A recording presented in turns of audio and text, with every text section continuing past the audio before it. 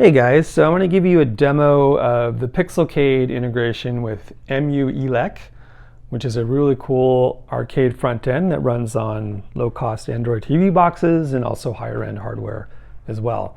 So right now, this is the Pixelcade Marquee, which is mounted up here. This is my development station. Normally this would be in a real arcade cabinet, but we're running this just with my normal TV. So as I scroll through the various collections and systems, you can see Pixelcade is going to update automatically.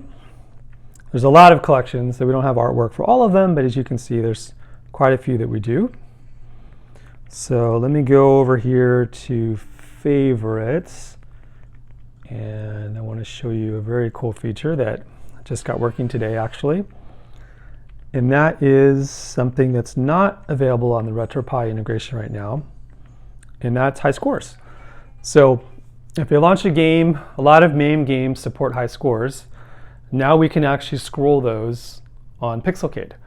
So this game does have high scores. You'll see that scrolling right now. Notice the high score here. That is going to match the high score there. So, and this is totally configurable. Right now I've configured it to scroll 3 high scores. You can configure it to scroll just the 1 high score, or some games support like 10 high scores. That would scroll for a while, but you could do that if you wanted to. And so once I get out of the game,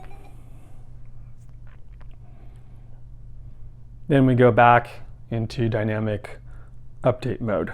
So as I scroll again, we're dynamically updating. And you'll see a lot of these games have some pretty cool animations.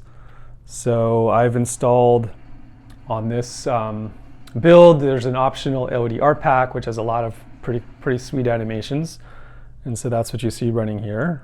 Most of these are from the art pack. But let me show you what happens when we launch a game that doesn't have high scores. So here's Atari 2600. Atari 2600 doesn't support high score integration. So it's just going to go like this, now playing, and then it's going to show the name of the game. And then once that's done, scrolling 1 time, it's going to land on the marquee. Just like that.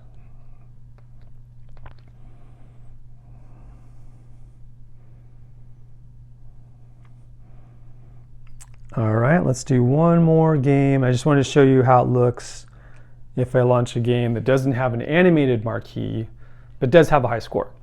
So it's going to show the normal still image marquee, and then it's going to cycle the high scores.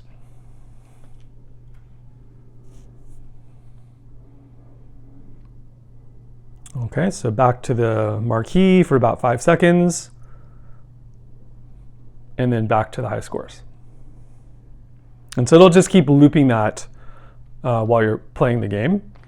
And then when I get out of the game, again, we're back to interactive mode.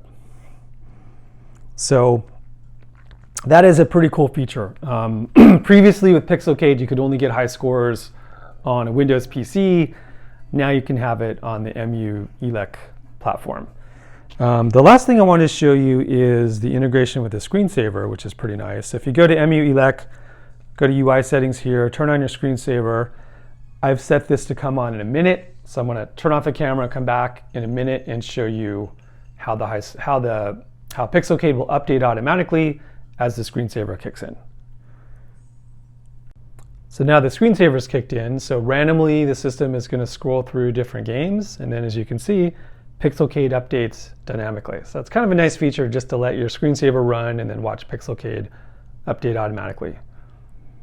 So I'm going to turn on the light so you can see what's going on here. So this is the Pixelcade Marquee. Normally this would be in a real arcade machine. This is just my development station, so I've just stuck it here on top of the TV. And then in case you're wondering, like, why would you care about EmuELEC? You may be thinking, well, there's RetroPie, who cares? So a couple things. RetroPie typically runs on a Raspberry Pi. Raspberry Pis, due to COVID, they're not making Raspberry Pis right now, so they're super expensive. So it's about $130 right now to get a Raspberry Pi. Versus EmuELEC, you can run on these very inexpensive Android TV boxes. That's what I'm running on here. And I got that one on Amazon for like $50. So that's one reason. And then also EmuELEC supports the Odroid N2 Plus, which is, if you read online, currently is sort of the king of emulation. It's a power beast. So I don't think RetroPie supports the N2 Plus. So that'd be another reason I would say to have a look at EmuELEC. As always, thanks for checking this out, and love any feedback or comments.